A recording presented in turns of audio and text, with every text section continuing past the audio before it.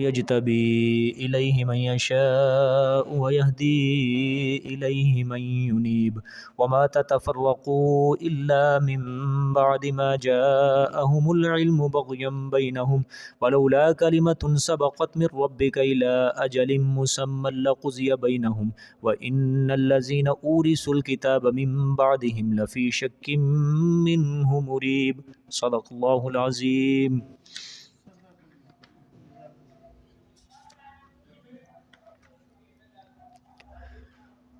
گزشتہ سبق میں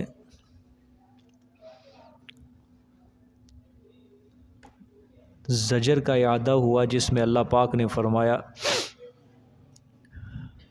کہ ان لوگوں نے اللہ کے سوا دوسروں کو کارساز اور مختار بنا رکھا ہے، حالانکہ کارساز صرف اللہ ہے اور مردوں کو وہی زندہ کرے گا، اور اللہ پاک ہر چیز پر قادر ہے۔ پھر اللہ نے فرمایا جو لوگ توحید کے اندر اختلاف کرتے ہیں اس کا فیصلہ صرف اللہ پاک کرے گا۔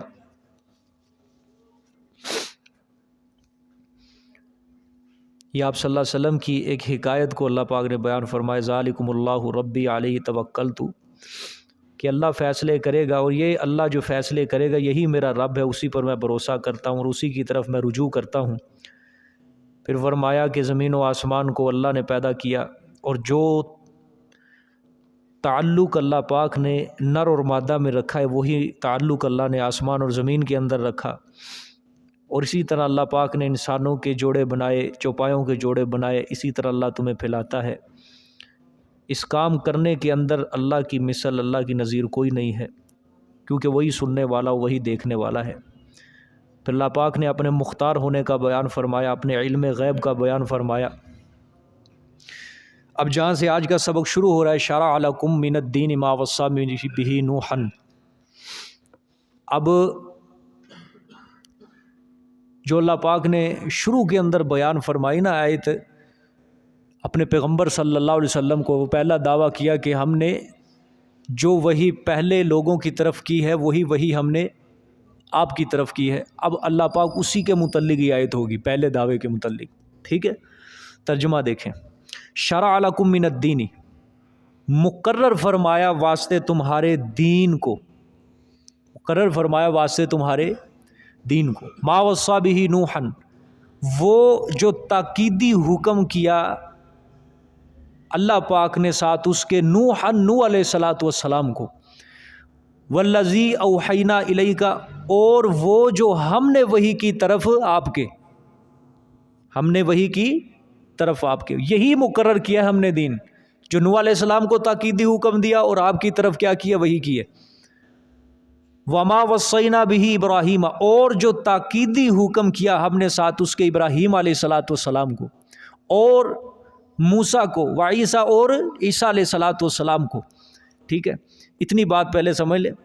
اللہ نے فرمایا ہم نے میرے پیغمبر آپ کے لیے وہی دین مقرر کیا ہے جو ہم نے نوح علیہ السلام کے لیے مقرر کیا، ما وصی بہ نوح، نوح علیہ السلام کو بھی یہی تاکید حکم کیا گیا۔ یہ وصا جو ہے نا یہ وصیت سے ہے، کس سے ہے؟ وصیت۔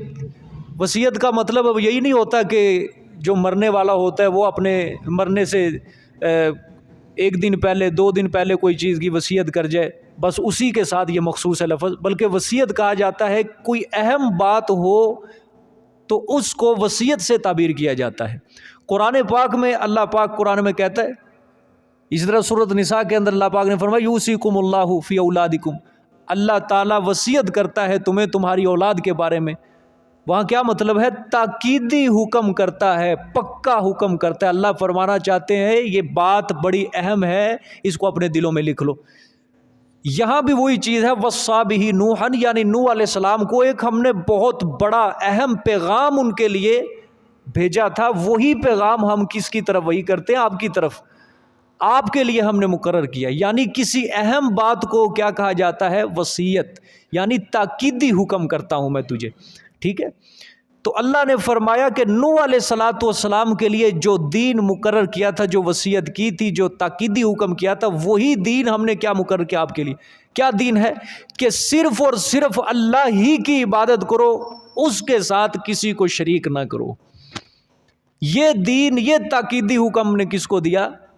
نوح علیہ السلام کو، اور وہی تاکیدی حکم کیا ہے؟ آپ کو ہے۔ ٹھیک ہے، آگے وما وصینا بہ ابراہیم، اور جو تاکیدی حکم کیا ہم نے ساتھ اس کے ابراہیم کو، ابراہیم علیہ السلام کے لیے بھی یہی دین تھا۔ آگے موسیٰ علیہ السلام اور عیسیٰ علیہ السلام، ہم نے ان 5 یہ نوح علیہ السلام، ابراہیم، موسیٰ، عیسیٰ کو ہم نے یہی تاکیدی حکم دیا تھا۔ کیا تاکیدی حکم؟ اللہ نے آگے اس کا فرمایا، ان تفسیریہ ہے، اقیم الدین، یہ کہ قائم رکھو، یہ کہ قائم رکھو کس کو؟ دین کو۔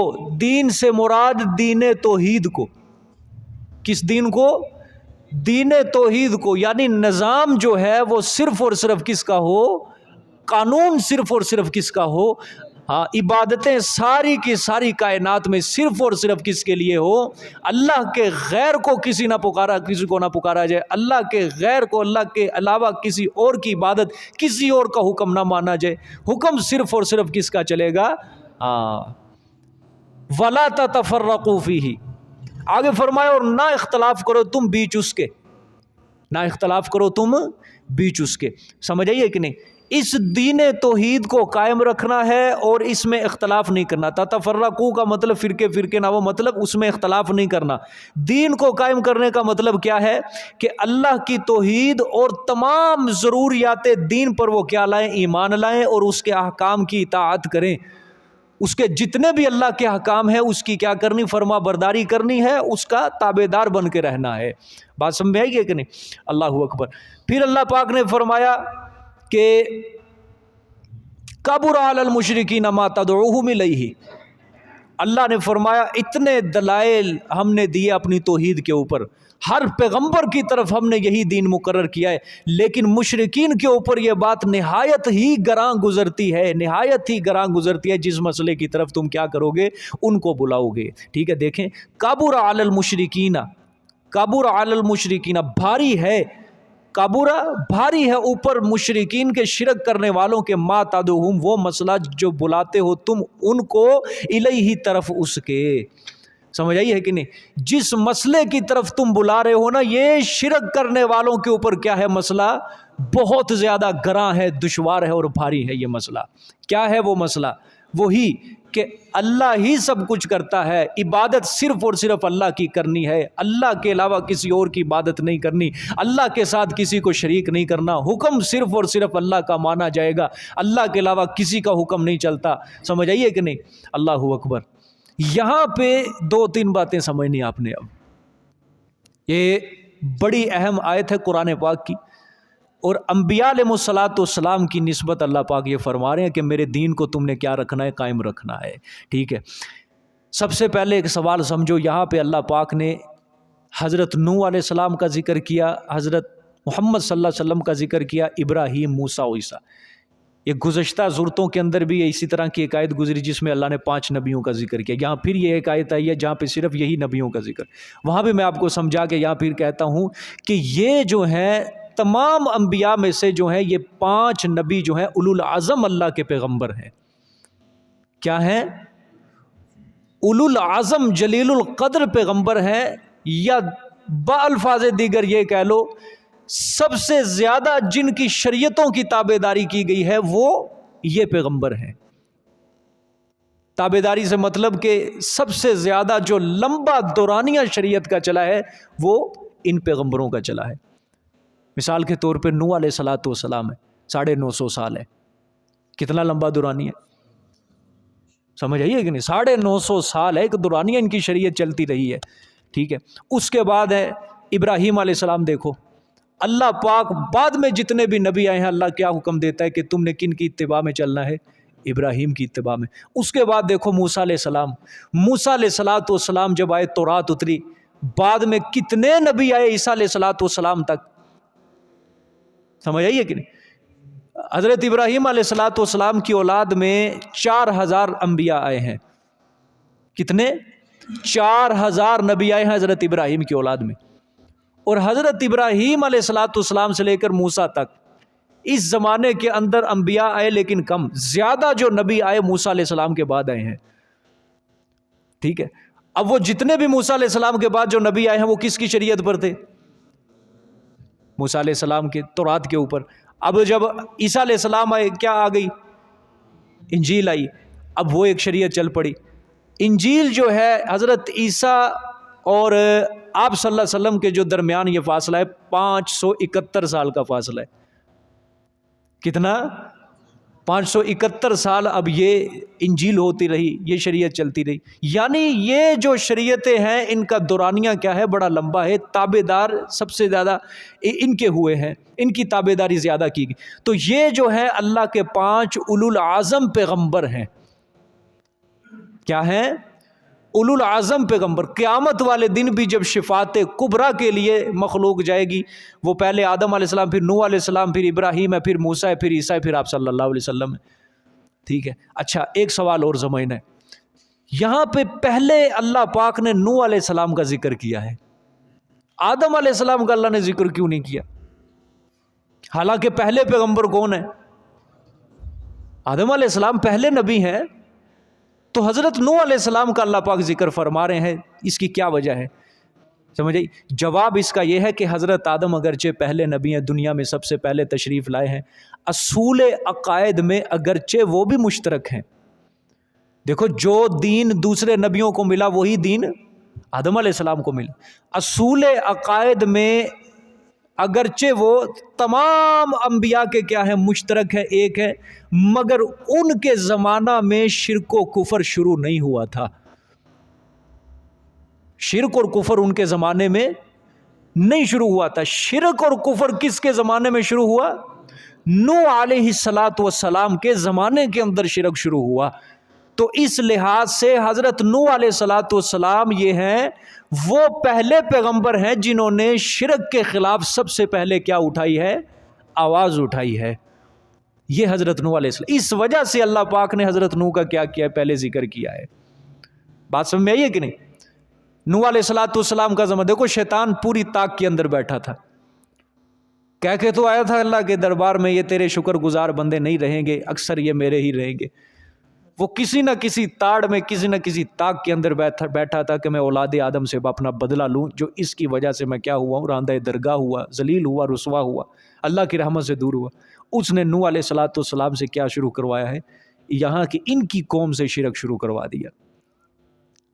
इस लिहाज से अल्लाह पाक हज़रत नूह अलैहिस्सलाम का क्या किया है? पहले जिक्र किया है। और फिर देखो, आप गौर करो, साथ ही फिर किसका जिक्र हो रहा है? आप सल्लल्लाहु अलैहि वसल्लम का। देखो, वल्लज़ी औहयना इलैका, बाद में फिर हो रहा है इब्राहीम, मूसा, ईसा का।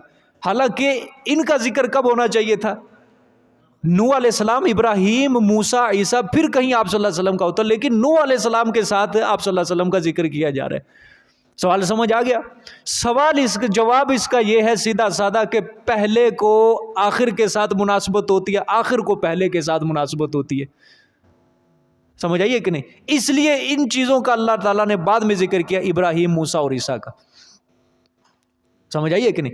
देखो, एक लिस्ट है, हम देखेंगे आखिर के पास क्या है।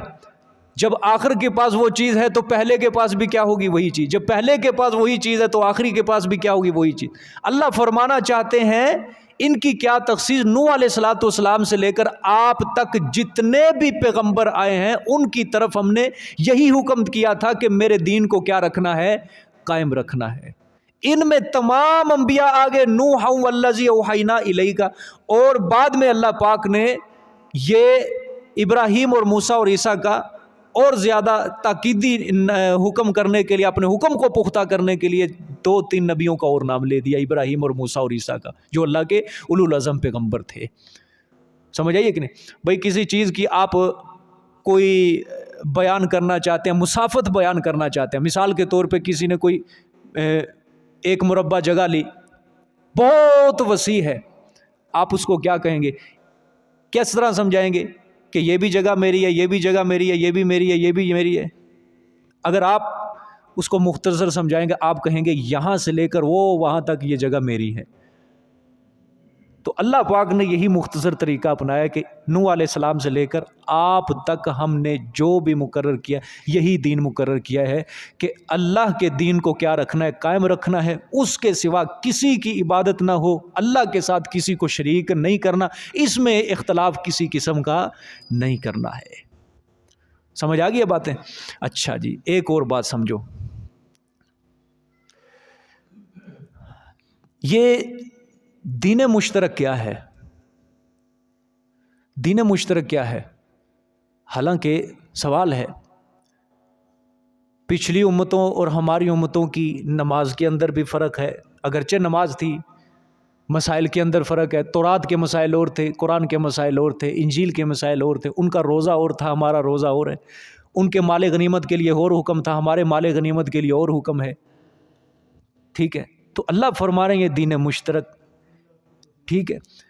دین مشترک اب سمجھنی آباد یہ کیا چیز ہے؟ اصول عقائد، یہ پہلے سمجھو اس کے اندر مشترک کیا چیز ہے۔ توحید، رسالت، آخرت پر ایمان۔ اصول عقائد کے اندر کیا ہے؟ توحید، رسالت، آخرت پر ایمان، یہ کیا ہے؟ دین مشترک ہے۔ توحید، رسالت، آخرت پر ایمان، یہ دین مشترک ہے۔ اللہ کے جتنے بھی پیغمبر آئے ہیں ان پیغمبروں کے اصول عقائد میں سے یہ تین چیزیں مشترک ہیں، یہ کسی پیغمبر کی شریعت میں نہیں بدلے۔ توحید ایک رہی، رسالت پر ایمان ایک، آخرت پر ایمان ہر امت کو بتایا گیا۔ یہ ایک کیا ہے؟ متفقہ چیز ہے۔ نماز، پھر اصول کے اندر آ جاؤ، اصول عبادت کے اندر نماز ہے، روزہ ہے، زکوٰۃ ہے، یہ چیزیں کیا ہیں؟ مشترک ہیں۔ یا اس کے علاوہ چوری، ڈاکہ زنی، زنا، جھوٹ، تہمت، کسی کے اوپر بہتان، دوسروں کو بلا وجہ تکلیف دینا، یہ ساری چیزیں کیا ہے؟ سارے ادیان کے اندر، سارے نبیوں کے دینوں کے اندر مشترک رہی ہے۔ کیا رہی ہے؟ ہاں، شریعت کے جو مسائل ہیں وہ بدلتے رہے ہیں، اور وہ بھی قوموں کے طاقت کو دیکھ کر، ان کی مشقت کو دیکھ کر کہ ان میں کتنی مشقت ہے یہ مسئلہ برداشت کرنے کی۔ پچھلی امتوں کے اندر روزے کی مدت لمبی ہوا کرتی تھی، لیکن اس امت کے لیے کیا کر دی گئی ہے؟ کم کر دی گئی ہے۔ سمجھ آئیے؟ ابتدائی اسلام کے اندر بھی یہی حکم تھا کہ مغرب کے وقت روزہ جب افطار کرنا، عشاء تک، بس یہ دورانیہ تھا کہ آپ کھا پی سکتے ہو، عشاء کے وقت پھر روزہ شروع، پھر وہ اگلے دن تک یہ دورانیہ۔ لیکن اللہ پاک نے کیا کر دیا؟ مسائل کے اندر آسانی کر دی کہ لوگوں کی قوت اور طاقت کو دیکھ کر کے ان کے اندر کتنی برداشت ہو سکتی ہے، وگرنہ جو دوسرے اصول عقائد ہیں، جو جڑ ہے، وہ تمام ادیان کے اندر کیا رہی ہیں؟ مشترک ہی رہی ہے۔ اچھا، ایک بات، اللہ تعالیٰ نے سارے نبیوں کو حکم دیا ہے ان اقیموا الدین، یہ کہ تم نے قائم رکھنا ہے دین کو۔ پھر یہ حکم چونکہ انبیاء کا ہے، اور انبیاء کے جو تابع دار ہوتے ہیں ان کو بھی اللہ یہی حکم کر رہا ہے انبیاء کی وساطت سے کہ تم نے میرے دین کو کیا رکھنا ہے؟ قائم رکھنا ہے۔ اس کو کہا جاتا ہے اقامت دین۔ کیا کہا جاتا ہے؟ اللہ کے دین کو قائم کرنا زمین کے اوپر۔ بات سمجھ میں؟ یہ اللہ کے دین کو زمین پر کیا کرنا ہے؟ قائم کرنا ہے۔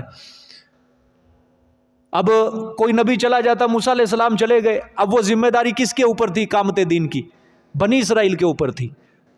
عیسیٰ علیہ السلام آئے، اب وہ ذمہ داری عیسیٰ علیہ السلام کے حواریوں کے اوپر تھی کہ وہ اس شریعت کو کیا کرتے؟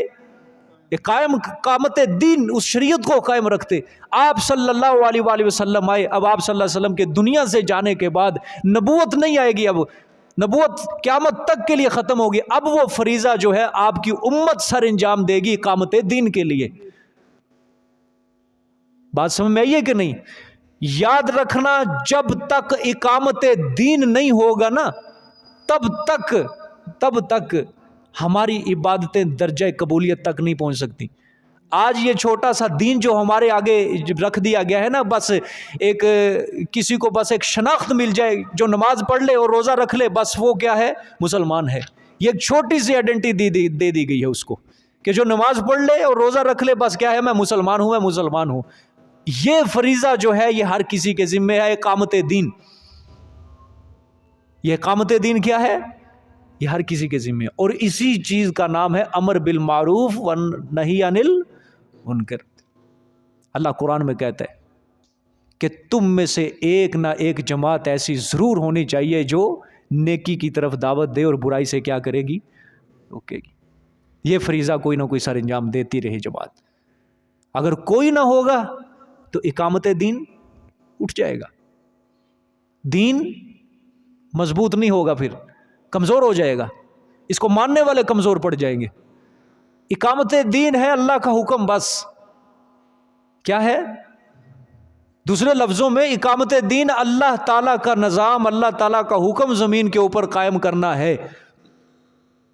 اب یہ جو فریضہ ہے یہ صرف علماء کا نہیں ہے، یہ ہر کسی امتی کا ہے۔ جس نے کلمہ پڑھ لیا لا الہ الا اللہ محمد الرسول اللہ، وہ یہ فریضہ سر انجام دے گا، ان اقیموا الدین ولا تتفرقوا فیہ۔ اللہ کے رسول صلی اللہ علیہ وسلم کے صحابہ اکرام یوں ہی تو نہیں بیٹھ گئے تھے مدینے میں، جب حضور دنیا سے چلے گئے ہر کسی نے اس اقامت دین والے فریضے کو سر انجام دیا ہے۔ کوئی ایک صحابی بھی اپنے گھر کے اندر نہیں بیٹھا، حالانکہ وہ سب سے زیادہ ہم سے زیادہ دین کو سمجھنے والے تھے۔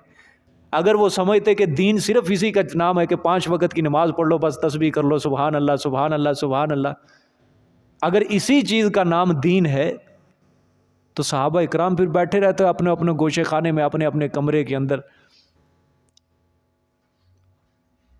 اور شیطان کو پھر اس سے کیا خوف ہوگا، کیا ڈر ہوگا کہ جو بندہ بھی بیٹھا اپنے کمرے کے اندر 5 وقت کی نماز پڑھا، بس اسی چیز کو وہ دین سمجھ لیا ہے، اس نے اتنا سا چھوٹا سا اسلام وہ لے کے بیٹھا ہے، بس اسی چیز کو اس نے دین بنا لیا۔ شیطان کو کیا خوف ہوگا، ڈر ہوگا؟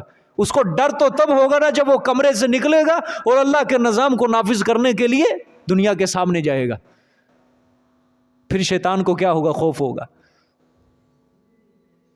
اور آج ہمارے لوگ بیٹھ چکے ہیں اس کام کے لیے۔ اقامت دین کا فریضہ مسلمانوں کے اندر کم ہوتا جا رہا ہے، کوئی اللہ کے دین کی آواز نہیں اٹھا رہا، کوئی اس فریضے کو سر انجام نہیں دے رہا، دے رہے ہیں بہت کم لوگ ہیں، 10واں حصہ بھی نہیں ہے، 10واں حصہ بھی نہیں ہے۔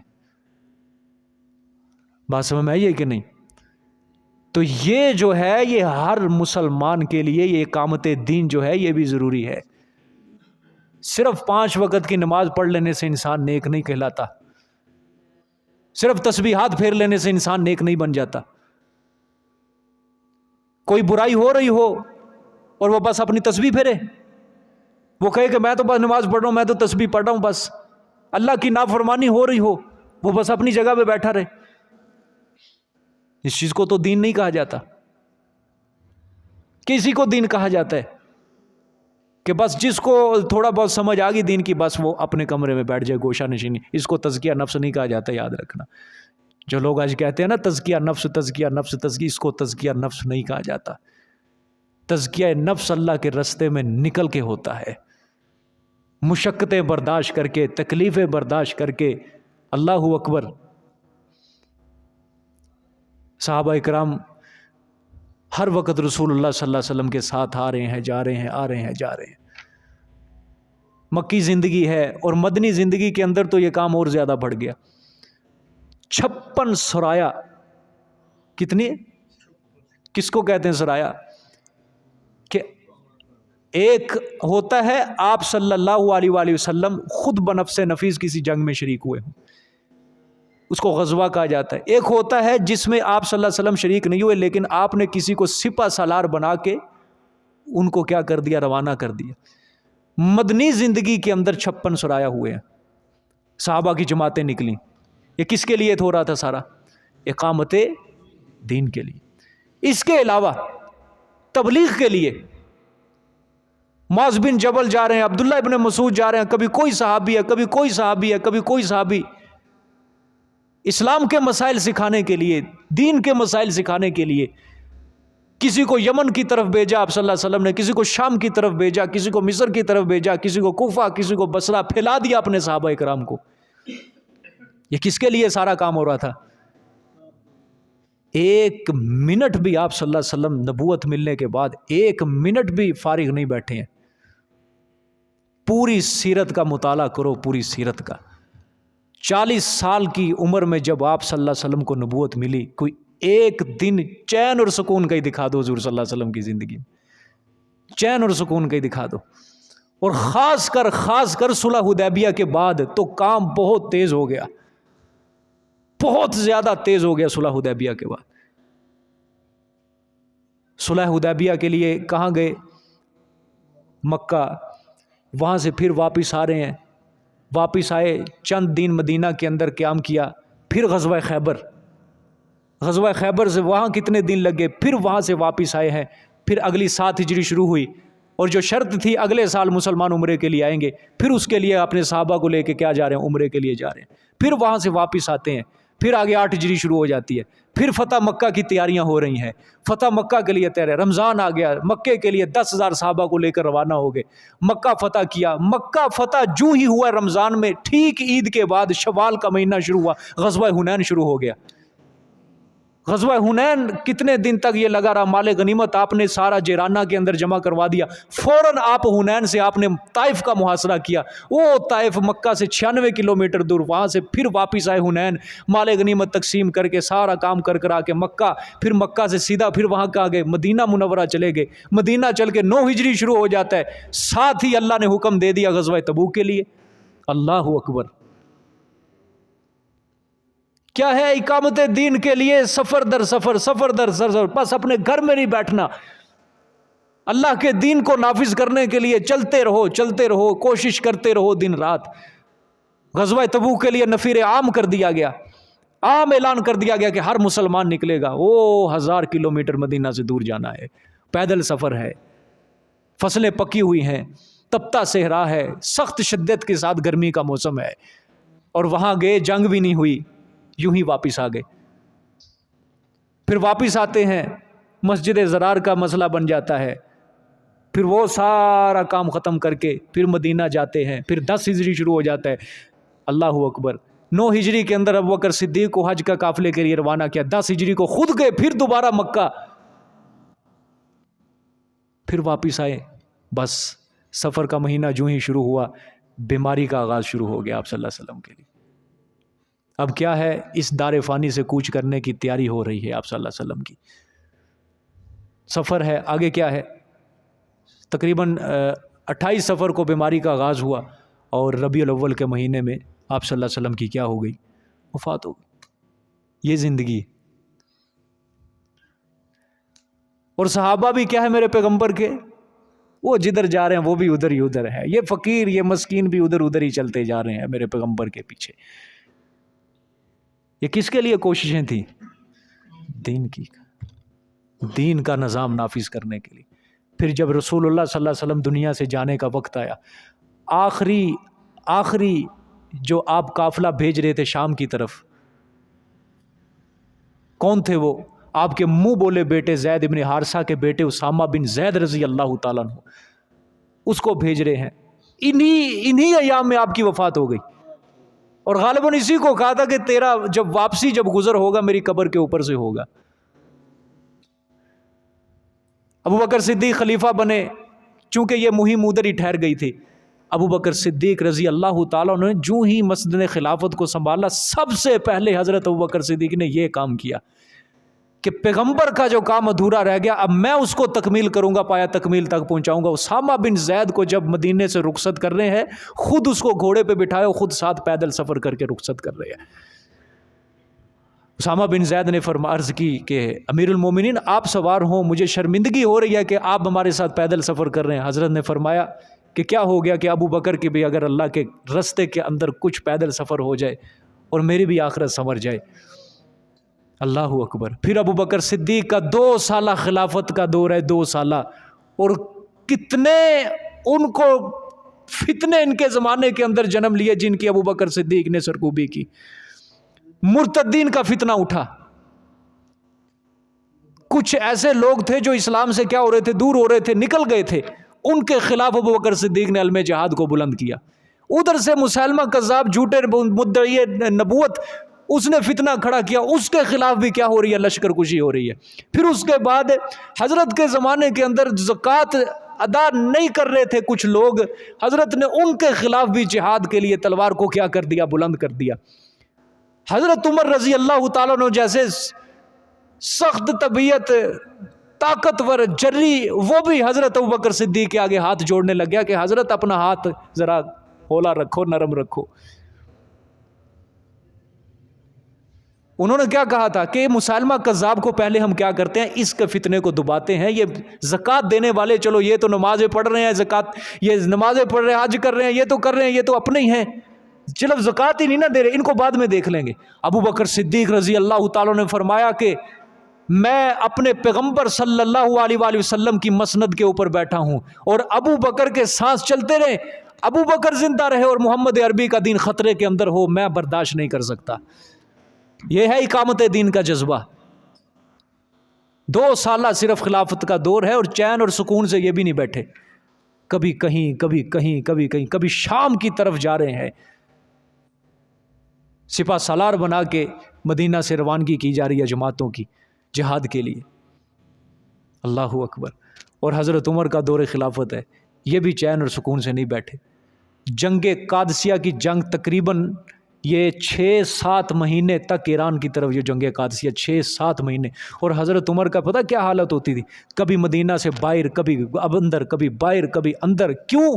کہ کوئی سفیر میرے پاس پیغام لے کے آئے کہ جنگ کے کیا حالات ہے، فتح ہوئی ہے یا نہیں ہوئی۔ بس سمجھ میں آئی ہے کہ نہیں؟ اللہ اکبر۔ جب جنگ کی فتح ہو گئی، سفیر آیا پیغام لے کے، اب سفیر کو نہیں پتا کہ یہ امیر المومنین ہے۔ حضرت عمر رضی اللہ تعالیٰ عنہ باہر انتظار کر رہے تھے کہ کوئی سفیر آئے، گھوڑے کے اوپر سوار ہو کے آیا۔ اللہ اکبر۔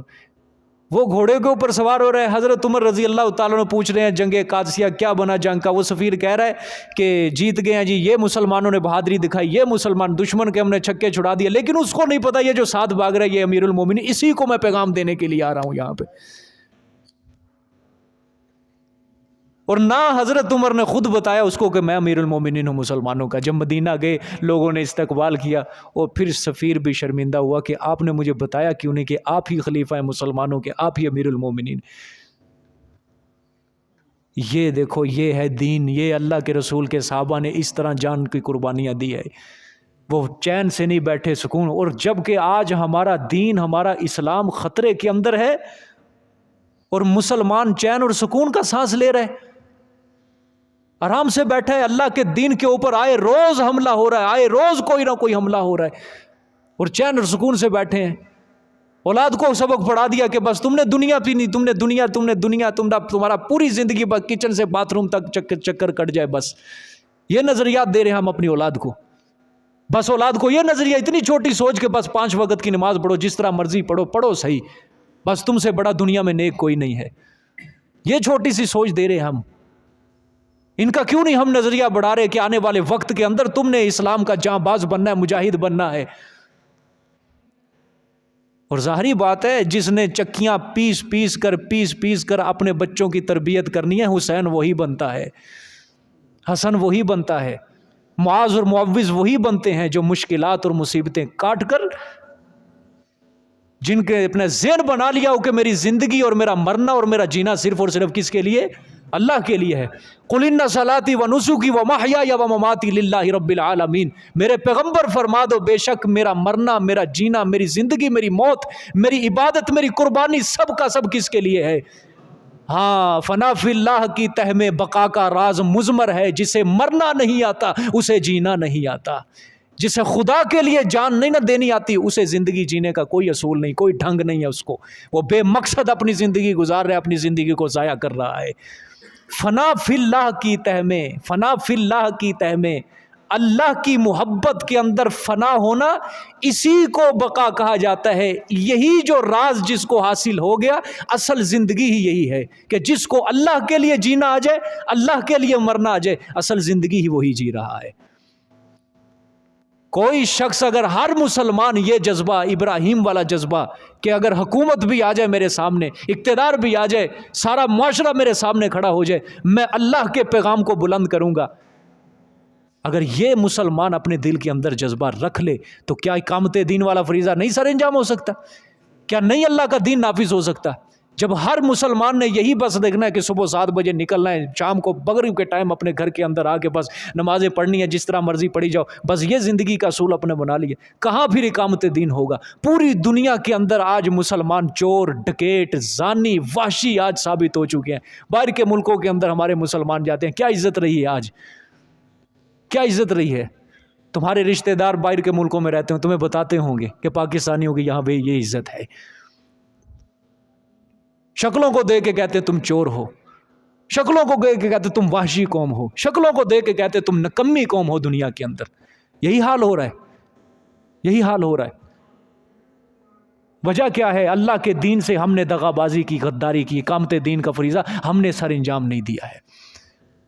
ہم سیدھے ہو کے نہیں چلے، ہم ٹیڑھے ہو کے چلے ہیں۔ ہم نے اپنی سوچ کو بڑا چھوٹا بنا لیا ہے۔ اور میں کبھی کبھی سوچتا ہوں، یقین کرو، اگر آپ صلی اللہ علیہ وسلم آ جائیں اس دنیا کے اندر بالفرض والمحال، کس طرح ان مسلمانوں کی جماعت کو ترتیب دیں گے؟ وہ کیسے ان کو مشکلات کا سامنا کرنا پڑے گا میرے محمد عربی صلی اللہ علیہ وسلم کو، کہ یہ جو مسلمانوں کا خمیازہ آج بکھر چکا ہے، کوئی کسی ملک کے اندر بیٹھا ہے، کوئی کسی ملک کے اندر بیٹھا ہے، کوئی کہاں بیٹھا ہے، اور مسلمانوں کی آپس میں سیاسی طور پہ دیکھ لو، دینی طور پہ دیکھ لو، قومی اعتبار سے دیکھ لو، ہر طرح فرقے بازی کے اندر مبتلا ہے مسلمان۔ کس طرح محمد عربی کو سامنا کرنا پڑے گا اس قوم کا؟ چلو خیروں کو تو چھوڑو، اپنی قوم کو کس طرح آپ صلی اللہ علیہ وسلم اکٹھا کریں گے؟ ابو بکر رضی اللہ تعالیٰ عنہ آگے، حضرت عمر آگے، یاد رکھنا انہوں نے غیروں کو نہیں دیکھنا، امریکہ برطانیہ کی طرف کوئی نہیں ہوگا، انہوں نے سب سے پہلے پٹائی ہماری کرنی ہے، سب سے پہلے پٹائی ہم مسلمانوں کی کرنی ہے۔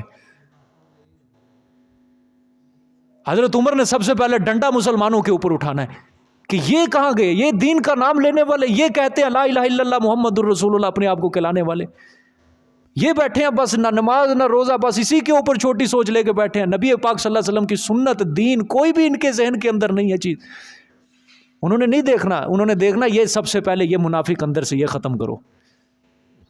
اللہ کا دین اس وقت تک نافذ نہیں ہو سکتا جب تک دلوں کے اندر اخلاص نہیں ہوگا۔ لوگ کہتے ہیں جی پیار سے کو، پیار سے کو، پیار سے نماز کے لیے پیار سے کو۔ ایک حکم اعلیٰ سطح کے اوپر نافذ ہو جائے، جو 5 وقت کا نمازی نہیں ہوگا اس کو یہ سزا ہوگی۔ دیکھو کس طرح مسجدیں آباد ہوتی ہیں، دیکھو کس طرح مسجد آباد ہوتی ہے۔ ایک حکم چوری کا نافذ ہو جائے، جس نے چوری کی اسلام کے تحت اس کا ہاتھ کاٹ دیا جائے گا۔ دیکھو کس طرح ملک کے اندر سے چوریاں ختم ہوتی ہیں۔ اور ہم حکمرانوں کو روتے ہیں، حکمرانوں کو نہ رو، حکمران تھوڑے ہیں، 100 ہیں صرف اگر حکمران، تو پاکستان کی آبادی کتنی ہے؟ 22 کروڑ آبادی ہے۔ اقامت دین کے لیے اگر سارے آواز اٹھائیں، عوام ہی کھڑی ہو جائے ساری کہ ہمارا دین اسلام ہمارے ملک کے اندر نافذ کرو، نہیں ہو سکتا اسلام نافذ؟ ایک رات کے اندر اسلام نافذ ہو جائے گا انشاءاللہ۔ لیکن کیا ہے، بس ہر کسی کو فکر یہ پڑی ہے میرے بچے بھوکے نہ مر جائیں، میرے مرنے کے بعد بھوکے نہ مر جائیں، سرمایہ اکٹھا کر لو ان کے لیے۔ اور یقین کرو جن کو سب سے زیادہ یہ فکر ہوتی ہے اسی کے بچے بھوکے مرتے ہیں، اسی کے بچے بھوکے مرے۔ ہم نے دیکھا ہے جنہوں نے پوری زندگی لگا دی نا دنیا کے اندر کہ میں اپنے بچوں کو کما کے دے جاؤں اپنے بچوں کو، اسی کے بچے ہم نے ذلیل ہوتے دنیا کے اندر دیکھے ہیں۔ 2 سال 3 سال نہیں گزرتے اولاد آپس میں لڑنے لگ جاتی ہے باپ کی وراثت کے اوپر، تو نے مجھے حصہ کم دیا، تو نے یہ کیا، تو زیادہ لے گیا، تو بس قتل و غارت شروع، بس گئے اس کی اولاد۔ خدا کی قسم اگر یہ فریضہ ان اقیم الدین ولا تتفرقوا فیہ، ہر نبی کو حکم دیا کہ میرے دین کو کیا رکھنا ہے، تم نے قائم رکھنا ہے۔ عبداللہ ابن مسعود رضی اللہ تعالیٰ عنہ فرماتے ہیں کہ ایک بار آپ صلی اللہ علیہ وسلم، کیونکہ آپ صلی اللہ علیہ وسلم کی عادت تھی جب بھی اپنے صحابہ کے پاس بیٹھے کوئی نہ کوئی نصیحت چل ہی رہی ہے، کوئی نہ کوئی نصیحت چل ہی رہی، اگر مزاح بھی ہے نا ایک تھوڑا سا اپنے صحابہ کے ساتھ خوش طبی کا، اس کے اندر بھی آپ کی سچائی ہی سچائی، اس کے اندر بھی نصیحت ہی ہے۔ سمجھ آئیے کہ نہیں؟ فرماتے ہیں ایک بار آپ صلی اللہ علیہ وسلم بیٹھے ہوئے تھے، ایک خط کھینچا زمین کے اوپر، ایک چھڑی کے ساتھ خط کھینچا ایک سیدھا، اور اس خط کے ارد گرد ایک خط کھینچا اور 2 خط کھینچے، یعنی کہ پھر آپ صلی اللہ علیہ وآلہ وسلم نے فرمایا کہ یہ جو دائیں اور بائیں میں نے خط کھینچے ہیں نا، یہ شیطان کے خط ہیں. یہ کیا ہے؟ شیطان کے خط ہیں. اس کے ہر راستے کے اوپر ایک ایک شیطان بیٹھا ہوا ہے جو لوگوں کو تلقین کر رہا ہے کہ تم اس راستے کے اوپر چلو. اور پھر وہ جو درمیان میں جو خط کھینچا تھا نا سیدھا، وہ فرمایا ھذا صراطی، یہ میرا رستہ ہے، تم نے اس کی اتباع کرنی ہے. یعنی ارد گرد کیا ہے؟ شیطان ہے، اور درمیان کے اندر کیا ہے؟ وہ صراط مستقیم والا رستہ ہے. اسی لیے اقبال نے بھی کہا ہے میرا طریق امیری نہیں فقیری ہے، میرا طریق امیری نہیں فقیری ہے، خود ہی نہ بیچ غریبی میں نام پیدا کر. اپنے ضمیر کو نہ مسلمانوں بیچو خدا کے لیے. اس مال دولت پیسے کے لیے اپنے اندر کے ضمیر کو نہ بیچو. چند دنوں کی شہرت کے لیے اللہ کے دین کا سودا نہ کرو دنیا کے ساتھ. چند دنوں کی بقا کے لیے، چند دنوں کے نفع کے لیے، ایک تھوڑے سے نفع کے لیے وہ دائمی زندگی کو برباد نہ کرو خدا کے لیے. اللہ کے دین کے اوپر اکٹھے ہو جاؤ، ایک جماعت بنا لو، مضبوط بنا لو اپنے آپ کو اگر اللہ کے دین کا کام کرنا چاہتے ہو. انفرادی سطح کے اوپر ہم کچھ نہیں کر سکتے، یاد رکھنا. اگر ہر مسلمان یہ سوچ لے کہ بیٹھ میں اپنے گھر میں خوش ہوں، بس میں دیکھو تسبیح پڑھ رہا ہوں، میں 5 وقت کی نماز کر رہا ہوں، جو مرضی ہوتا رہے معاشرے میں مجھے کیا، اس طرح اللہ کا دین نافذ نہیں ہو سکتا. دنیا میں اقامت دین نہیں نافذ ہو سکتا. اگر اس طرح ہونا ہوتا اللہ کے رسول کے صحابہ کبھی مدینہ نہ چھوڑتے، کبھی قبر رسول کو اپنی نظروں سے اوجھل نہ کرتے. حالانکہ حدیثیں ان کے سامنے بھی تھیں کہ جو مدینے میں آئے اسے چاہیے کہ مدینے میں مرے. جنت البقیع میں جو قبر دفن ہوگا میں کل قیامت والے دن اس کے حق میں سفارش کروں گا. یہ حدیثیں صحابہ کو بھی آتی تھیں، لیکن وہ ہم سے زیادہ دین کو سمجھنے والے تھے. ان کو پتہ ہے کہ کل قیامت والے دن اگر رسول کا ہمیں تبسم حاصل کرنا ہے تو اس کے اقامت دین کو، اللہ کے نظام کو، اس کے مشن کو لے کے پھر حضور کا تبسم حاصل ہوگا. وگرنہ کل قیامت والے دن ہم مسلمان اگر یہی حالت رہی تو منہ لٹکا کے محمد عربی کے سامنے جانا ہوگا. اقبال نے بھی یہی کہا ہے نا کہ اللہ کل قیامت والے دن حساب تو لینا ہے، وہ تو تیرا حق ہے لینا حساب، لیکن صرف ایک عذر محمد عربی کے سامنے نہ لینا، کہیں ان کے سامنے ان کی نظروں کے آگے ہمیں شرمندہ نہ ہونا پڑ جائے، ہمیں ان کی نظروں میں شرمندہ نہ ہونا پڑ جائے. ہر طرف خدا کے لیے شیطان بیٹھا ہے، ہر طرف شیطان بیٹھا ہے. اللہ کے دین کے لیے کچھ نہ کچھ کر کے جاؤ، دنیا کے اندر کچھ نہ کچھ کر کے جاؤ. یہ آپ کے ذمے ایک قرض ہے، بہت بڑا قرض ہے. امام ابو حنیفہ رحمۃ اللہ علیہ کا قول ہے سال کے اندر 6 ماہ اللہ کے رستے میں جہاد کے اندر گزارنا ضروری ہے. امام شافعی کا قول ہے 4 مہینے جہاد کے اندر ضرور 1 سال میں صرف کرنا ضروری ہے. یہ کس دور کی باتیں ہیں؟ امن کا دور ہے وہ، یہ اس دور کی باتیں ہیں. اور آج کیا ہے؟ امن ہے، سکون ہے، بے انصافی، عدل بھی نہیں. اللہ کے حکموں کو توڑ دیا گیا ہے. پارلیمنٹ ہاؤس کے آگے تو لکھا ہوا ہے لا الہ الا اللہ محمد الرسول اللہ، لیکن اس کے اندر جو فیصلے ہو رہے ہیں وہ سارے کے سارے شیطان کو خوش کرنے کے لیے فیصلے ہو رہے ہیں. اللہ کی حاکمیت کو اس زمین سے ختم کیا جا رہا ہے. اللہ پاک کے حکموں کو توڑ مروڑ کے پیش کیا جا رہا ہے. شیطان کو ہر طرف سے خوش کیا جا رہا ہے. اور میرے عزیز دوستو، شیطان اللہ کو ایک بار صرف کہہ کے آیا ہے کہ میں جب تک رہوں گا، جب تک مجھے مہلت دی ہے، میں اپنے مشن کو جاری رکھوں گا. آج تک شیطان نے اپنے مشن سے چھٹی نہیں کی. ایک دن، ایک لمحے کے لیے بھی شیطان بھی فارغ نہیں بیٹھا ہوگا، وہ اپنا مشن چلا رہا ہے. لیکن یہ سچا دین، محمد عربی سچے نبی کے سچے امتی، یہ کیوں سکون سے بیٹھ گئے؟ کیوں اس مشن سے پیچھے ہٹ گئے؟ کیوں ہم نے اپنی نظروں کو صرف اتنا ہی بنا لیا سوچ کو کہ یہ علماء فرض فریضہ سر انجام دیں گے، یہ علماء کر رہے ہیں. میرے پیغمبر صلی اللہ علیہ وسلم نے جماعت دنیا داروں کی بنائی تھی؟ بولو، کوئی دنیا داروں کی؟ کیا میرے پیغمبر صلی اللہ علیہ وسلم عمارتیں کھڑی کر کے گئے، بڑے بڑے پلازے کھڑے کر کے گئے، سڑکیں بچھا کے گئے، پائپ لائن لگوا کے گئے؟ اللہ یعوذ باللہ. ان کی پروڈکشن صرف اور صرف انسانیت تھی، انسانیت، کہ لوگ انسان بن جائیں، لوگ انسانیت والی زندگی بسر کریں، لوگ انسان. اور انسان تب ہی بنتا ہے جب اللہ تعالیٰ کے حکم کے تحت اپنی زندگی کو گزارتا ہے. اللہ کے حکم سے باہر ہو جاؤ گے، پھر یاد رکھنا جانور اور انسان میں کوئی فرق نہیں رہے گا. اللہ کے حکم کے تحت اگر زندگی گزارو گے پھر ہم انسان ہوں گے، پھر ہم انسان ہوں گے.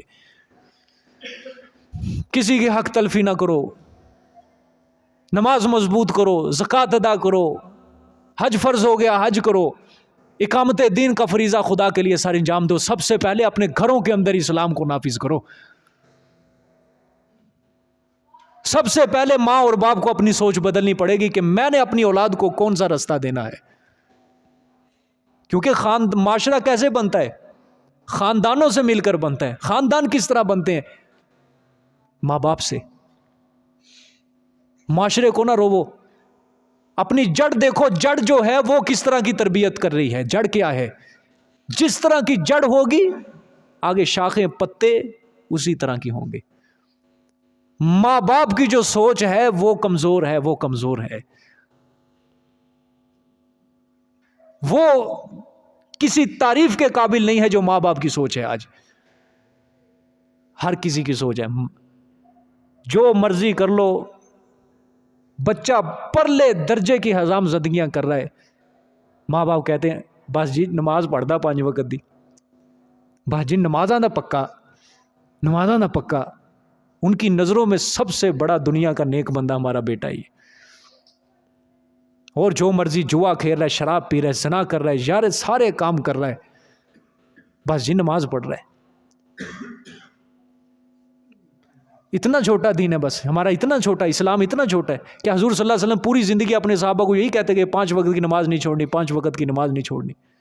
کیا یہی بتایا ہے؟ یہ دین بہت بڑا وسیع ہے ہمارا، بہت بڑا وسیع ہے. یہ اپنے اندر ایک سمندر کو سموئے ہوئے ہے. ان سب چیزوں کو ہم کو اپنانا پڑے گا. یاد رکھنا، پھر میں کہتا ہوں یہ اللہ کی طرف سے آپ کے اوپر ایک قرض ہے، سب کے اوپر. ہم نے اگر دین کا کام نہ کیا پھنس جائیں گے ہم. حدیث ہے نا، اکثر میں آپ کو سناتا ہوں کہ فرشتے آ رہے تھے بستی کے اوپر عذاب نازل کرنے کے لیے.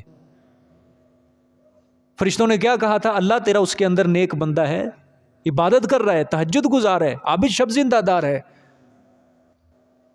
یا اللہ وہ تیرا نیک بندہ. اللہ نے کیا کہا کہ بستی اٹھا کے سب سے پہلے اس نیک بندے پر مارو، اس بندے پر مارو. میری نافرمانیاں ہو رہی ہیں زمین کے اوپر، بے عدلی بے انصاف کا معاملہ رائج ہو رہا ہے، میرے حکموں کو توڑا جا رہا ہے، اور اس کا ضمیر مردہ ہوا پڑا، اس کو اپنی باتوں کی پڑی ہے، میرے دین کا کوئی فکر نہیں ہے اس کو. حدیث ہے، یہ حدیث ہے. خدا کے لیے اپنی سوچ کو بڑا کرو، اپنے دماغ کو، اپنے دل کو بڑا کرو. خدا کے مت بیٹھو کمزور بن کے اپنے گھروں کے اندر، مت بیٹھو. ایک اللہ کے دین کے لیے کچھ نہ کچھ اگر آپ دنیا میں کام کر کے چلے گئے، آپ کی زندگی سنور جائے گی، یہ بھی اور وہ بھی. آج کے بعد یہ سوچنا خدا کے لیے بند کرو کہ کیا بنے گا میرا، کیا بنے گا میرا. دنیا کی سوچ یہ ختم کرو کہ مستقبل میں کیا بنے گا، کیا بنے گا، کیا بنے گا. ہاں سوچ بدل کے تھوڑی سی آگے کر لو، کہو یہی جملے کیا بنے گا، لیکن دنیا کی حد تک نہیں، تھوڑا سا بدل لو. موت کے بعد یہ سوچو قبر میں کیا بنے گا، پھر تھوڑا سا اور آگے سوچ لو روز محشر کو جب قبروں سے اٹھنا ہے وہاں کیا بنے گا. میزان ہے، ترازو ہے، پل صراط ہے، کیا بنے گا. یہ سوچ لیا کرو خدا کے لیے. صرف دنیا کی حد تک نہ سوچو کیا بنے گا، کیا بنے گا، کیا بنے گا. اللہ کا دین آج خطرے کے اندر ہے، اسلام خطرے کے اندر ہے. مت بیٹھو خاموشی کے ساتھ اپنے کمروں کے اندر. یہ کوئی تزکیہ نفس نہیں ہے. آواز اٹھاؤ اللہ کے دین کے لیے. اور کس طرح؟ جو بھی تمہارے دل کے اندر، پیسہ لگاؤ اللہ کے دین میں، پیسہ خرچ کرو اللہ کے دین کے لیے، ترقی کے لیے. یتیموں کے سر پہ ہاتھ رکھو، رشتہ داروں کے ساتھ حسن سلوک کرو، مساجد بنواؤ، مدارس بنواؤ، دینی نظام کو نافذ کرو، جتنا بھی حصہ ڈال سکتے ہو ڈالو، صحیح اللہ کے ہاں کل قیامت والے دن سرخرو ہو جانا کہ اللہ تیرے دین کے اقامت دین کے لیے ہم نے کیا کیا، یہ کام ہم نے سر انجام ضرور دیا ہے۔ سمجھ آئیے کہ نہیں؟ ہاں آگے دیکھو جی، پھر فرمایا اللہ نے کبر علی المشرکین ما تدعوہم الیہ، دیکھو بھاری ہے مشرکین کے اوپر وہ مسئلہ جن کی طرف تم بلاتے ہو۔ اس زد کے اندر، اس چیز کے اندر ہم بھی آتے ہیں آج۔ مشرکین کے اوپر یہ بھاری تھا نا یہ مسئلہ بہت زیادہ، کہ اللہ کا نظام نافذ ہو، اللہ کا نظام نافذ ہو۔ ہمارے اوپر بھی آج بہت زیادہ بھاری ہو چکا ہے، یہ بہت زیادہ بھاری ہو چکا ہے۔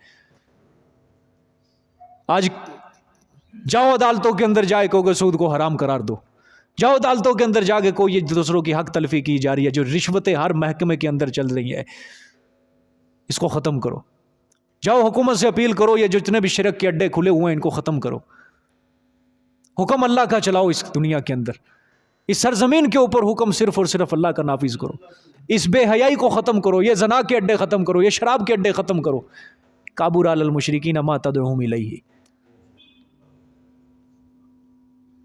یہ ہمارے اوپر بھی کیا گزرے گا؟ گراں گزرے گا۔ میں یہ صرف اوپر والی سطح کی ابھی بات کر رہا ہوں، میں نیچے والی سطح کے اوپر نہیں آ رہا۔ ہم بھی اسی کام کے اندر شامل ہیں۔ بلاؤ نا کسی کو فرما برداری کی طرف، اللہ کی طرف، 100 باتیں سناتا ہے، بھاری ہے یہ کام، بھاری ہے یہ دنیا کی چپکلش ہے، یہ دنیا کی اندر غرق ہونا، یہ کام ہمارے لیے آسان ہوتا ہے، یہ کام ہمارے لیے آسان ہوتا ہے۔ دین چھوڑنا آسان ہے، دین کو اختیار کرنا ہمارے لیے مشکل ہے، دنیا چھوڑنا مشکل ہے، دنیا کے اندر غرق ہونا، غوطہ لگانا، یہ آسان ہے ہمارے لیے۔ کبر علی المشرکین ما تدعوہم الیہ، بھاری ہے شرک کرنے والوں کے اوپر، بھاری ہے۔ اور اللہ معاف کرے، اللہ معاف کرے، ایک شرک کی قسم ہے شرک فی المحبت، شرک فی کہ محبت میں اللہ کا کسی کو شریک کیا جائے۔ اور بڑا ڈر کے میں کہنے لگا ہوں، خوف زدہ ہو کے، کہ اس کے اندر بھی ہمارے لوگوں کی اکثریت شامل ہے، شرک فی المحبت کے اندر۔ جس طرح محبت کرنے کا حق اللہ سے تھا، وہ آج ہم محبت مخلوق کو دے رہے ہیں۔ وہ محبت آج ہم وطنیت کے لیے صرف کر رہے ہیں، قومیت کے لیے صرف کر رہے ہیں۔ وہ محبت آج ہم دنیا کے لیے صرف کر رہے ہیں، رشتہ داروں کے لیے صرف کر رہے ہیں۔ کیا ہے وہ؟ کہ اللہ کا دین جہاں پہ آئے، ایک طرف دنیا آئے، ایک طرف رشتہ دار لے کے جائیں، وہاں پہ صرف اور صرف کیا ہے، ناک نہ کٹ جائے، رشتہ داروں کا ساتھ دے دیا جاتا ہے، اللہ کے حکم کو توڑ دیا جاتا ہے۔ یہ کیا ہے؟ شرک فی المحبت ہے۔ اللہ ناراض ہو جائے کوئی مسئلہ نہیں ہے، بس رشتہ داروں کے اندر ناک نہ کٹ جائے، برادری کے اندر ناک نہ کٹ جائے۔ سمجھ آئیے کہ نہیں؟ یہ ہے کبر علی المشرکین ما تدعوہم الیہ۔ ٹھیک ہے، آگے دیکھیں، اللہ یجتبی الیہ من یشاء ویہدی الیہ من ینیب۔ سبحان اللہ، اللہ چن لیتا ہے طرف اس کے، کس کے؟ اس توحید والے مسئلے کے، اس اقامت دین والے مسئلے کی طرف، من یشاء، جس کو چاہتا ہے۔ ہاں، ہر کسی کو کھوٹی کھری ردی کو اللہ نہیں اٹھاتا، وہ چاہے کسی فقیر سے کام لے لیتا ہے، چاہے فقیر سے کام لے لیتا ہے۔ حضرت بلال سے کام لیا، عمر فاروق سے کام لیا، عثمان غنی سے کام لیا، علی المرتضیٰ سے کام لیا، محمد عربی صلی اللہ علیہ وسلم، کیا تھا آپ کے پاس سرمایہ؟ اللہ اکبر۔ وہ مہینہ مہینہ جس کے گھر میں لکڑیاں نہیں جلتی تھی، لکڑیاں نہیں جلتی تھی، ایک مہمان آیا نا آپ صلی اللہ علیہ وسلم کے پاس، تو گھر بھیجا کسی کو، جاؤ پتہ کر کے آؤ میری بیویوں کے گھر کوئی کھانے پینے کی چیز۔ وہ گیا بیوی کے گھر، پہلی نے جواب دیا کہ یا رسول اللہ صلی اللہ علیہ وسلم 4 دن سے گھر کے اندر کوئی کھانے پینے کی چیز نہیں ہے سوائے پانی کے، بس۔ باری باری چلتے چلتے چلتے یہی جواب آیا ہر کسی کے گھر سے، یہی جواب آیا۔ واپس آیا وہ بندہ، آپ صلی اللہ علیہ وسلم نے اپنے صحابہ کو کہا کہ کون ہے جو میرے مہمان کی مہمان نوازی کرے آج کی رات، اللہ اور اس کا رسول اس سے خوش ہو جائے گا۔ ایک انصاری اٹھا، اس نے مہمان نوازی کی۔ میں بات کرنے کا مقصد یہ ہے کہ میرے پیغمبر کے گھر کے اندر بھی کیا تھا؟ فقر و فاقہ ہی تھا، لیکن اپنے دین کو کس طرح مضبوط کیا اس کے ہاتھوں سے؟ کس طرح مضبوط کیا؟ محتاج ہے وہ کسی چیز کا، وہ پیسے کا محتاج ہے، وہ دنیا کا محتاج ہے، وہ کسی طاقتور آدمی کا محتاج ہے. اور ایسی طاقت، ایسا جذبہ، ایسی ہمت، ایسی قوت اللہ نے میرے پیغمبر کو عطا کی کہ پورے عرب سے ٹکر لے لی. کیا اس کے اندر رشتہ دار آ رہے ہیں، کیا اس کے اندر قوم آ رہی ہے، کوئی فکر نہیں ہے یہ مجھے جلا وطن کر دیں گے، کوئی فکر نہیں ہے یہ مجھے قتل کر دیں گے، شہید کر دیں، کوئی فکر نہیں ہے. بھروسہ کیا تو صرف اللہ کے اوپر کیا. اپنی زندگی کے اندر عرب کے اوپر نظام اللہ کا نظام کو، اللہ کے دین کو نافذ کر کے گئے. اللہ چن لیتا ہے اس مسئلے کی طرف جس کو چاہتا ہے. وَيَهْدِي إِلَيْهِ مَن يُنِيبُ، اور رہنمائی کرتا ہے طرف اس مسئلے کے من يُنِيبُ جو انابت رکھتا ہے، جس کے دل والا برتن سیدھا ہوتا ہے، جس کا دل صاف ہے نا کہ میں اللہ کے دین کو سیکھوں، اس کے اوپر عمل کروں، اس کو اللہ ہدایت دیتا ہے. پھر یاد رکھنا، میں بار بار کہتا ہوں یہ بات، دل نہ جب تک خالص اللہ کی رضا کے لیے نہیں، کبھی اس کے اندر ہدایت آ سکتی. میں مثال دے رہا ہوں، میری کلاس کے اندر اگر کوئی انسان ہے، بس دل نہیں ہے اس کا، اپنی بس حاضری پوری کر رہا ہے، بس جی میں نے درس کے اندر جانا ہے، حاضری ہے بس، دل نہیں نا صاف، پورا قرآن اگر 100 بار بھی سمجھ لے پوری زندگی، اس کو کبھی ہدایت نہیں ملے گی، کبھی ہدایت نہیں ملے گی. یہاں پہ دل والا برتن سیدھا رکھنا پڑتا ہے، صاف رکھنا پڑتا ہے دل کو. یہ چیز ہی ایسی ہے کہ گندے دل کے اندر اللہ اپنا قرآن کا نور نہیں داخل کرتا. اپنی طبیعت نہیں ہے ہماری، کوئی گندا برتن ہو اس کے اندر کوئی کھانا کھاتا ہے؟ نہیں کھاتا. یہ جب دل گندا ہوگا نا، اس کے اندر اللہ اپنے ہدایت کا نور نہیں داخل کرے گا، کبھی نہیں داخل کرے گا.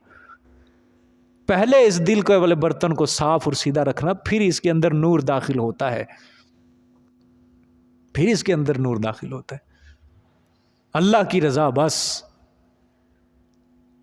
اور جو انسان ذلیل ہوتا ہے نا، ذلیل ہوتا ہے، آپ کسی کو کہو نا تو ذلیل ہو رہا ہے، وہ کہے گا میں کہاں ذلیل ہو رہا ہوں. ذلیل انسان کو نہیں پتا ہوتا کہ میں ذلیل ہو رہا ہوں. کوئی انسان بگڑ جاتا ہے، بدبخت بن جاتا ہے، اس کو کہ تو بدبختی کی طرف جا رہا ہے، تو غلط زندگی. وہ میں کب غلط زندگی؟ اس کا دماغ بھی نہیں کہتا، اس کا دل بھی نہیں کہتا. وجہ کیا ہے؟ اللہ نے اس کی عقل کے اوپر پردہ ڈال دیا ہے. اس کو پتہ ہی نہیں ہے کہ میں غلط راستے کے اوپر چل رہا ہوں یا صحیح راستے. اللہ نے اس کی عقل مار دی ہے، عقل مار دی ہے اس کی.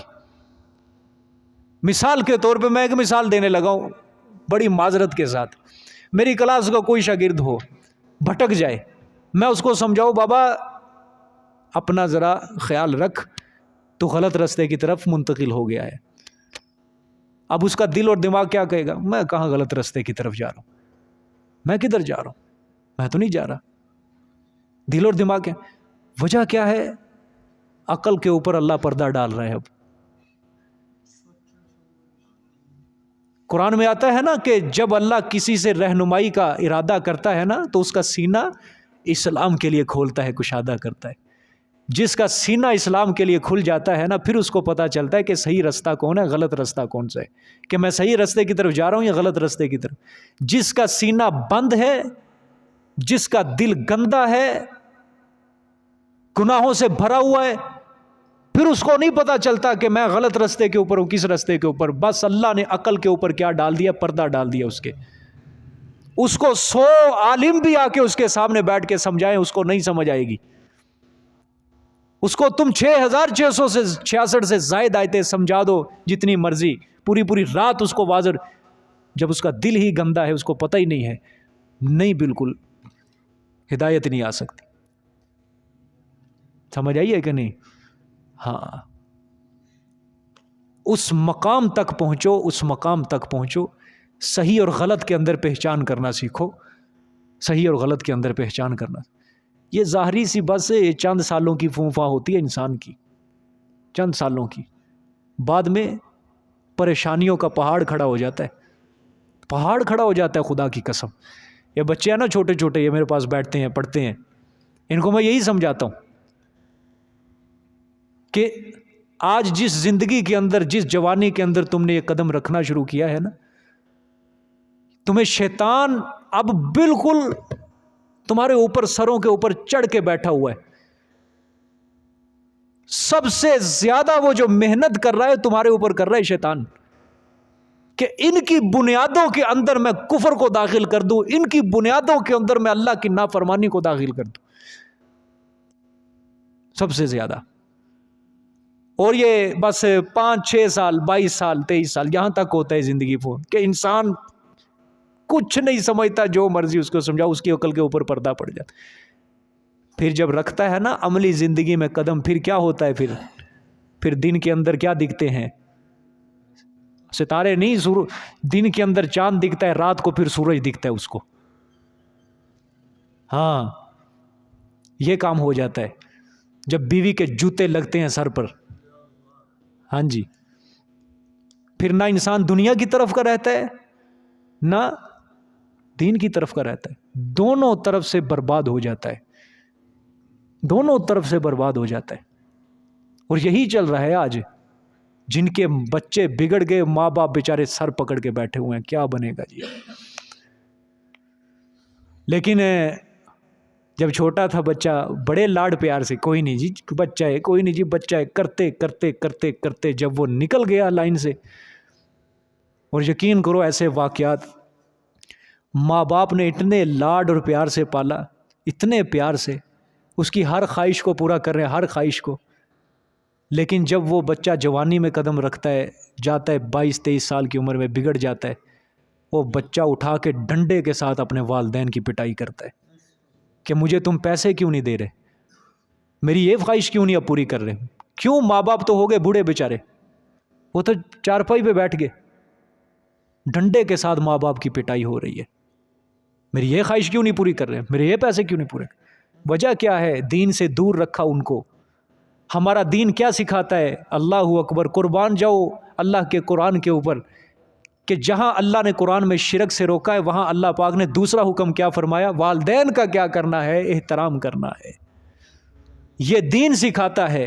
اگر ہم اپنی اولاد کو شروع ہی سے اس چیز کے اوپر آمادہ کر دیتے کہ والدین کی فرما برداری، والدین سکھا دیتے، آج جوانی کے اندر تیرا بیٹا ڈرتا کہ کہیں میرے والدین مجھ سے ناراض نہ ہو جائیں، لیکن آج تم بڑھاپے کے اندر ہو، اسی بس ہر وقت دن رات یہی تمہارے سوچ ہے، کہیں میری اولاد مجھ سے ناراض نہ ہو جائے، میری اولاد مجھ سے ناراض نہ ہو جائے۔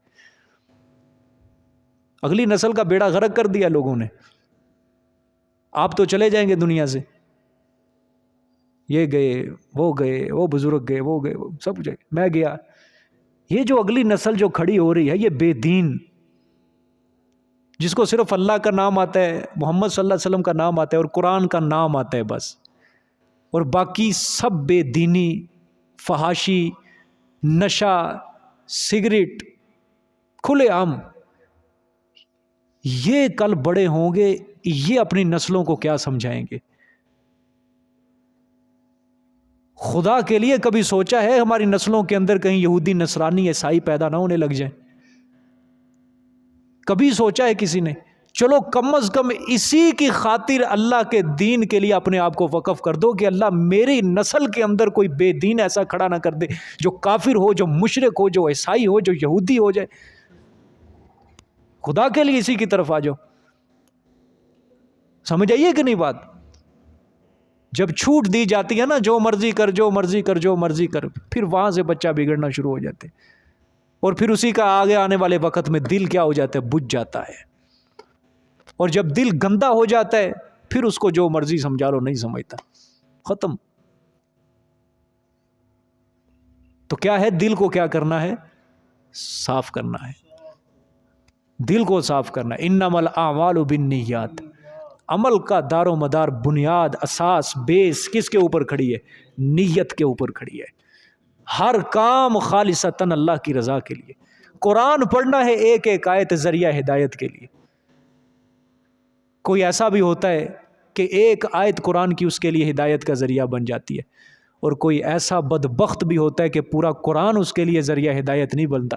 اللہ قرآن میں عجیب بات کرتا ہے، یُذِلُّ بِهِ کثیرا وَیَہْدِی بِهِ کثیرا۔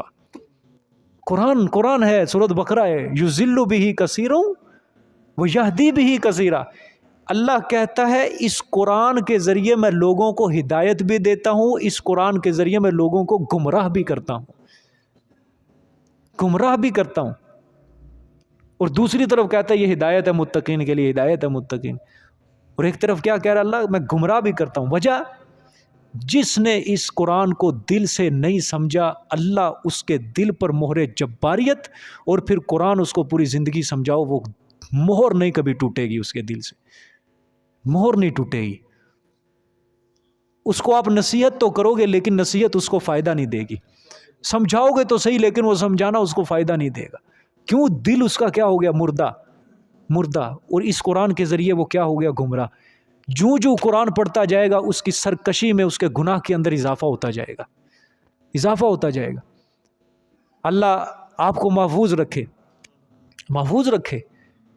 کہیں ایسا نہ ہو کہ قرآن پڑھتے پڑھتے اللہ معاف کروائے کہ انسان بدبخت بن جائے، کہ با نصیب بننا تھا بے نصیب بن گئے، با مراد بننا تھا نامراد بن گئے، نہ یہ کام نہیں ہو جائے۔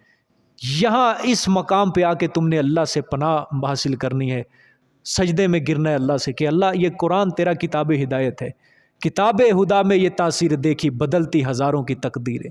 حضرت عمر جیسے سخت طبیعت اور جری حکمران، جری آدمی، اس کو قرآن نے اس کی زندگی کو بھی بدل کے رکھ دیا۔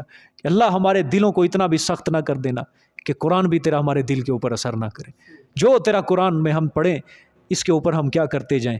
عمل کرتے جائیں، اس کو ہم پڑھتے جائیں۔ اللہ نے فرمایا وَيَهْدِي إِلَيْهِ مَن يُنِيبُ، کیا ہے کہ پہلا سٹیپ انسان کی طرف سے ہے کہ وہ اپنے دل کو کیا کرے گا؟ تلاش حق کے لیے نکلے گا، حق کی جستجو کے لیے نکلے گا، رہنمائی کرتا ہے طرف اس کے جو دل میں کیا رکھتا ہے؟ انابت رکھتا ہے، رجوع رکھتا ہے، اللہ اس کو کیا کر دیتا ہے؟ ہدایت دے دیتا ہے۔ جزاک اللہ جی، صدق اللہ العظیم انشاءاللہ۔ اللہ قبول کرے۔